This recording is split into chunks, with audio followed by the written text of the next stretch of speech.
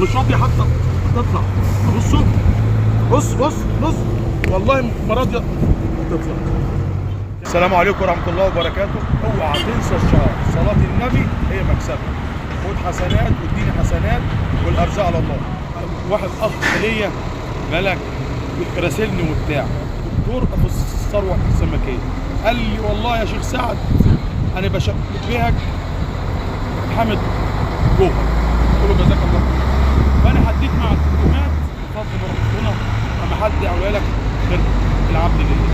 تعالى اسمع مني وصلي على النبي وشهر قرب يعني. السمكه ديت من عجائب خلق الله. قبل اي حاجه تقول سبحان الله. بصوا السمكه دي، بصوا هقول لك على معلومات على السمكه دي بتقول سبحان الله. السمكه دي بقى اسمها ايه؟ اسمها امله. دي امله ايه؟ القرش. وده القرش. جبت لك من اتنين اهو. بص قرش اشرس حيوانك في البحر، هو النوع منه. ديت بتلزق كده. بص بص بص شوف، بص هي انا حطيتها اهو لازق. بص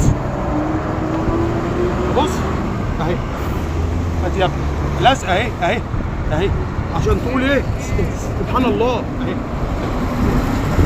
بص بص بص لازقه ازاي اهي. مش راضيه حتى تطلع.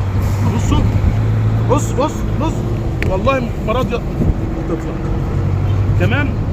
وده القرش بتلزق فيك كده اهو.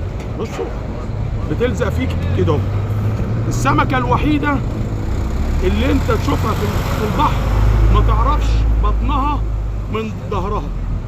الناس كلها بتحسب دي بطنها، لا ده دي ايه؟ ظهرها. السمكه دي بتمشي كده، بطنها اهو، البطن اهو اهو، والسمكه دي بتمشي كده.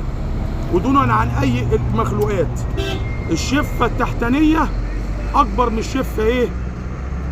الفوقانيه. شوف بصوا الوحش العكس.